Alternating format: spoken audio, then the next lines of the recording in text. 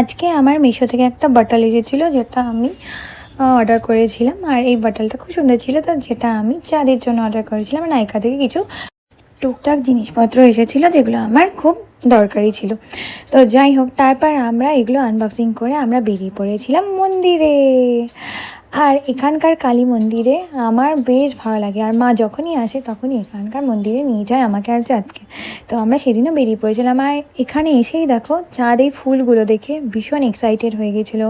আর ওর নিচে ঢুকে, ওই দড়ি দিয়ে ঢুকে ভেতরে গিয়ে ওই ফুলগুলো নিয়ে আসছিলো। আমি অনেকবার বারণ করেছিলাম যে না চাঁদ, বাট ও কারো কথাই শুনছিল না, ও নিয়ে আসছিলো। তো যাই হোক, বাচ্চা তো নিয়ে আসবে, যাই হোক কোনো ব্যাপার না।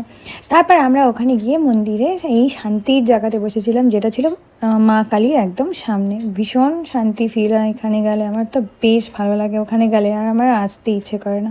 তারপরে আমরা এই রাধা গোবিন্দের মন্দিরে গিয়েছিলাম। আর তারপরে এখানে আমরা গিয়েছিলাম শিব ঠাকুরের মন্দিরে, যেখানে বাবার আরতি হচ্ছিল। তারপর এখানে রাধা গোবিন্দের আরতি হয়েছিল। এখানে আরতি পরপর হয়, ফার্স্ট শিব ঠাকুরের আরতি হয়, তারপর রাধা গোবিন্দের আরতি হয়, তারপর এখানে মায়ের আরতি হচ্ছিল। তো মায়ের আরতি দেখে আমরা প্রসাদ নিয়ে তারপর আমরা ধীরে ধীরে সেখান থেকে বেরিয়ে পড়েছিলাম, যে অনেকটা রাত্রি হয়ে গিয়েছিল। তো মন্দিরে আমরা অনেকটা টাইম সেদিন আমরা কাটিয়েছিলাম।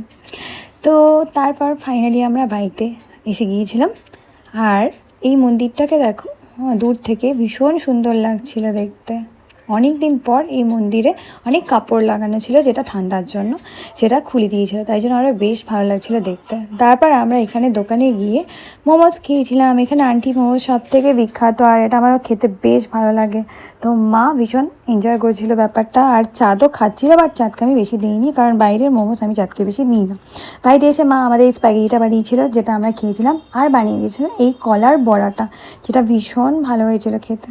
তো আজকের ভিডিওটা এই পর্যন্তই। চলো দেখা হচ্ছে নেক্সট ভিডিওতে। Bye, take care.